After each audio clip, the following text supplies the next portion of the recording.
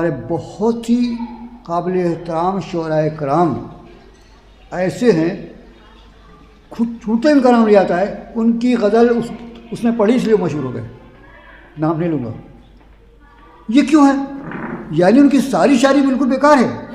اگر وہ غزل گانے والی عورت غزل نہ گاتی اپنے خاص ترنم میں تو شاید ان کی شاعری کو جان نہیں ہوتی۔ یہ نہیں ہے ہمارا شاعری کا مقصد، ہماری غزل کا مقصد یہ نہیں ہے، آپ کے شعر کا مقصد ہی ہوتا نہیں۔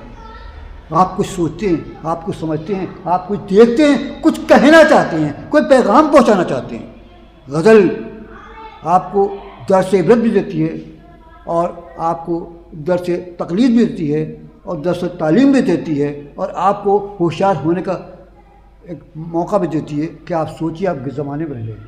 ہماری غزل ہر عہد میں اپنے زمانے کے ساتھ چلی ہے، کوئی عہد ایسا